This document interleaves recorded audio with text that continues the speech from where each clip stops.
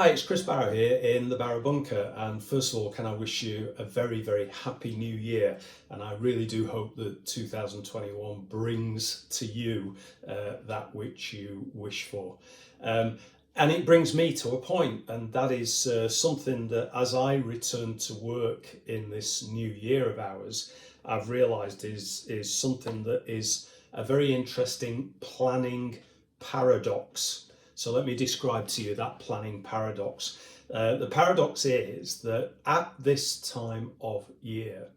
I have become accustomed over 25 years of repetition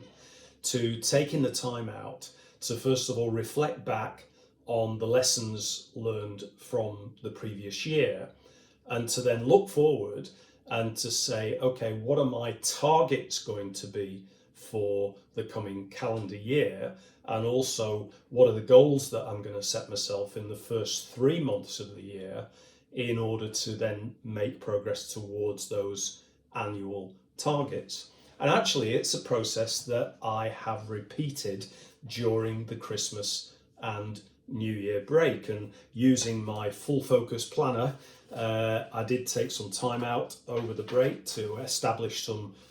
new targets for the coming calendar year, and also to break those down into individual goals for the first quarter. So there's been quite a lot of time and effort that have been spent thinking deeply about where I've come from, about where I am today, and about where I want to go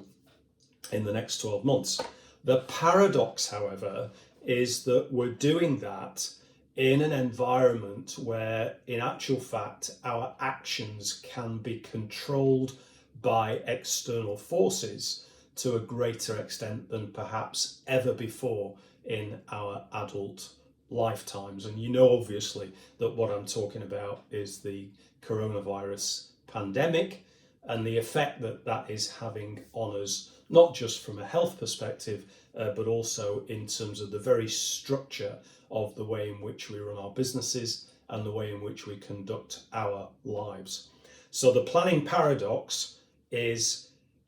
I want to make plans, I want to be in control, I like to be controlling my own destiny, but I'm living in a world where the rules of engagement are being established by scientists, by economists, and by politicians for the good of the majority. So there's a key word in all of this that must apply, and that key word is flexibility. I've got my goals, they're all written down, I've got a business plan in place, I've got a support team around me that are doing the things that we plan to do, but we've got to be flexible and we've got to be agile enough to literally turn on a sixpence if circumstances change, and do that which is necessary to get us through the next phase. So just as we were all incredibly agile back in March this year of 2020, we may well have to be agile again as we move into the next few months. So stay alert, if I can coin a phrase, but stay alert to the changes in the macro landscape, and make sure that you and your team are incredibly agile in adapting those changes to your workplace and to the way in which you communicate with your patients. Fingers crossed, good luck.